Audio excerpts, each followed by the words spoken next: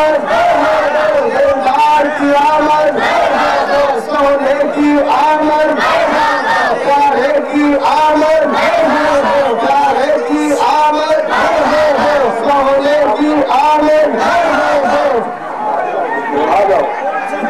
ہم تمام اہل گروپ کو کہو نہ عشق مصطفیٰ زندگی ضرور ہے، غلام یہ رسول میں غلام یہ رسول میں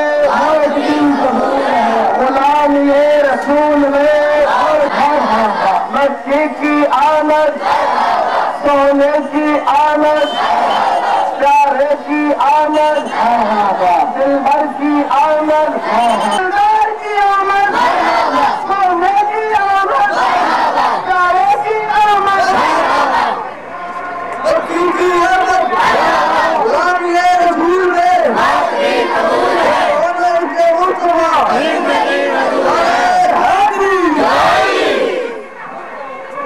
ہم تمام اہل گروپ کو انجمن نور مصطفیٰ سے ایک بار دل کی فاتحہ کرائیے سے خوش آمدید کہتے ہیں۔ سرکار کی آمد، پیارے کی آمد، سونے کی آمد، دلدار کی آمد، پیارے کی آمد، مدنی کی آمد، پیارے کی آمد، آمد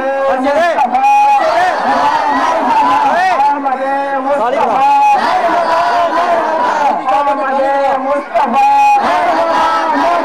سرکار کی آمد، دلدار کی آمد۔ ہم قبلہ صاحبزادہ مفتی محمد شفیق صاحب کو انجمن نور مصطفیٰ کے اسٹیج پر دل کی فاتحہ والیوں سے خوش آمدید کہتے ہیں۔ جناب قبلہ مفتی محمد شفیق صاحب،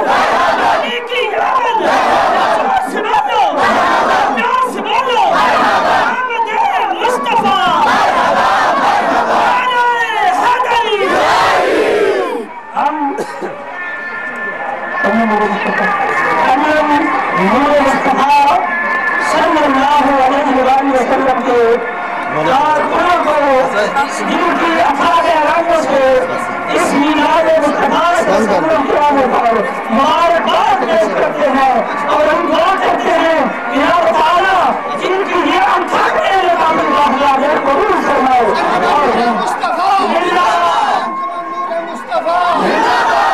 اور اب یہاں نظامت خطاب دیتا ہوں حضرت علامہ مولانا قاری شوکت اقبال صاحب سے۔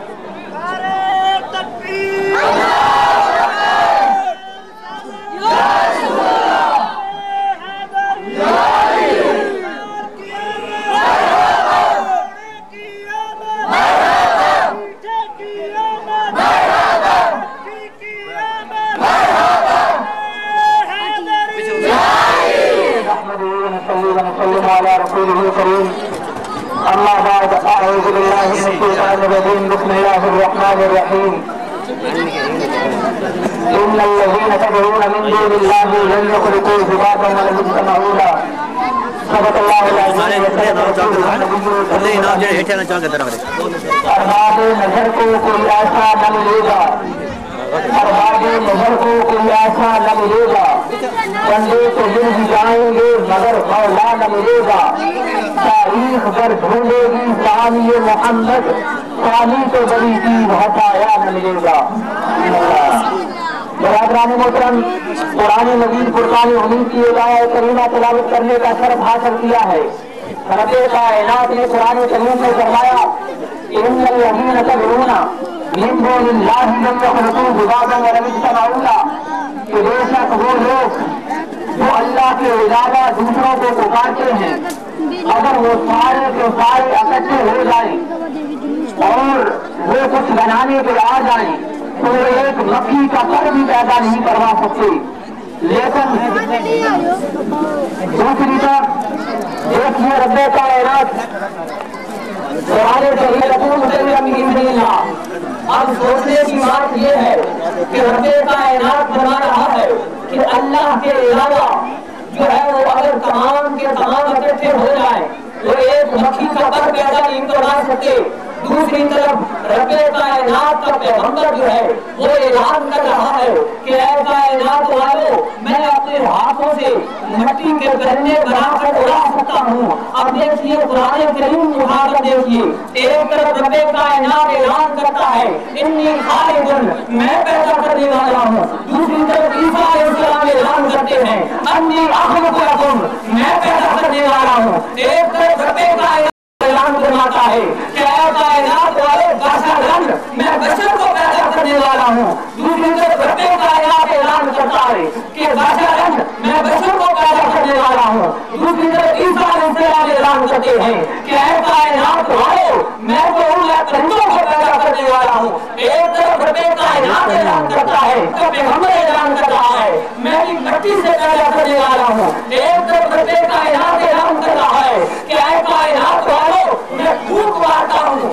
زندگی انسان میں دوڑا دیتا ہوں. دوسری طرف عیسیٰ علیہ السلام اعلان کرتے ہیں کہ اے کائنات والو میں بھی پھوک مارتا ہوں زندگی آ جاتی ہے. ہم نے رب کائنات کی بارگاہ میں رکھ دی یا الہ العالمین, ایک طرف تیرا پیغام ہے کہ میں زندگی دینے والا ہوں, دوسری طرف تیرا نبی تیرا پر مصیبت بندہ اعلان کر رہا ہے. تو رب کائنات کی طرف سے جواب آیا اے بندو یاد رکھو تم نے وہ نبی کا فرمان نہیں سنا کہ جب کوئی میرا بن جاتا ہے میں اس کی زبان بن جاتا ہوں, اگر وہ یوٹیوب پہ بھی آڈر کرتا ہے تو ہمیں بھی زندگی عطا ہے.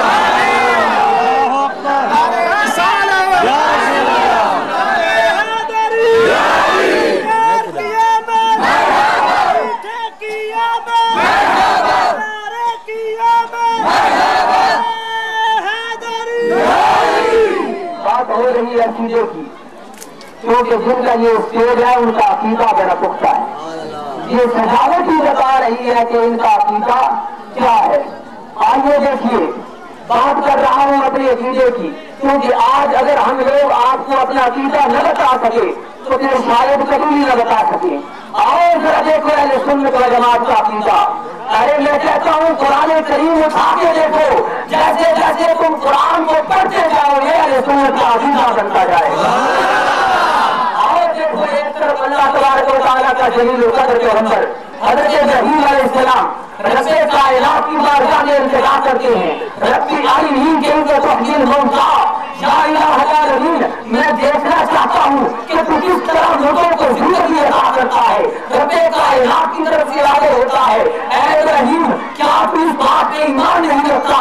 جواب آتا ہے ابراہیم علیہ السلام کہتے ہیں یا الہ العالمین ولکن لیطمئن قلبی, یا اللہ میں اپنے اطمینان قلب کے لیے سارا معاملہ پہنچ رہا ہوں. تو رب کائنات کہتا ہے, رب کائنات فرماتا ہے اے ابراہیم علیہ السلام چار پرندوں کو لے لو, ان کا گوشت جو ہے ان کو ذبح کر کے ان کا گوشت ملا کے ایک جگہ پہ اکٹھا کر کے علیحدہ رکھ دو اور پھر ان پرندوں کو تم اپنی طرف لے لاؤ. اب حیرانی کی بات یہ ہے میرے بھائی میرے بزرگ, آپ بھی جانتے ہیں کہ جو ہے رب کائنات زندگی دینے والی رب کائنات کی ذات ہے, لیکن رب کائنات اپنے پیغمبر کو فرما رہا ہے کہ ابراہیم میں دنیا والوں کو بتانا چاہتا ہوں کہ جو میرا ہو جاتا ہے میں اس کی راجر پہ لوگوں کو زندگی میں عطا فرماتا ہوں.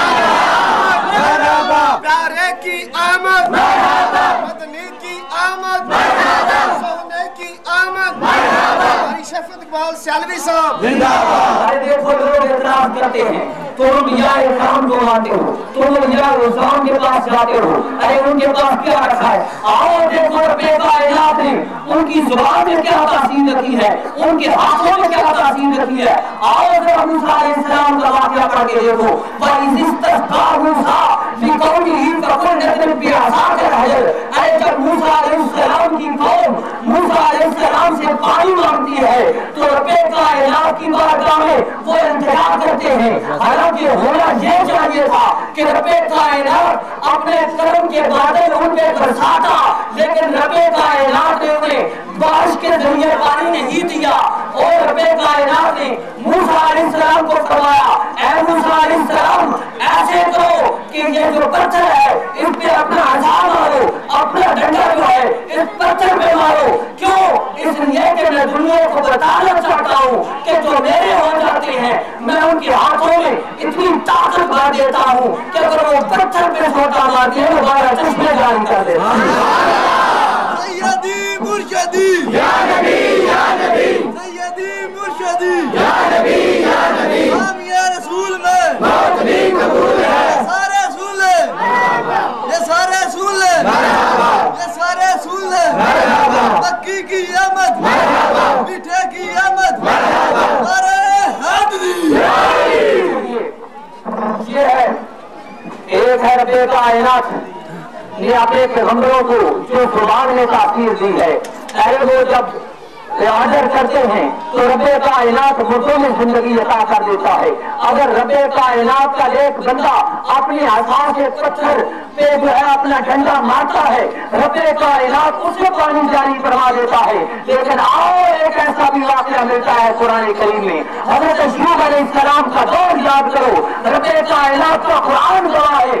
رب کائنات نے جب ایوب علیہ السلام کو آزمایا، جب آزمائش میں ڈالا، جب ان کو آزمایا ان کے جسم کے اوپر چلا چلا کے زخم جو ہے وہ آگے تو رب کائنات نے فرمایا اے ایوب علیہ السلام تو میری ہر آزمائش میں کامیاب ہو گیا ہے.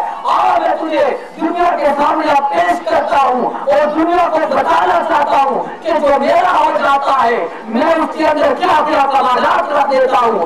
اور ذرا ایوب علیہ السلام ایسے کرتے ہیں رب کائنات کی طرف سے حاضر آتا ہے اور خود بھی ہجری کا آزا مختصر مبارک السلام کہ اے ایوب علیہ السلام ایسے کرو کہ تم اپنی پاؤں کی ایڑی جو ہے وہ زمین پہ مارو. جب تم اپنے پاؤں کی ایڑی کو زمین پہ مارو گے میں رب کائنات زمین سے پانی جاری فرما دوں. یہ ہے میرے بھائی میرے بزرگ اہل سنت کا عقیدہ کہ رب کائنات نے اپنے نیک بندوں کو کیا کیا شانیں عطا کی ہیں.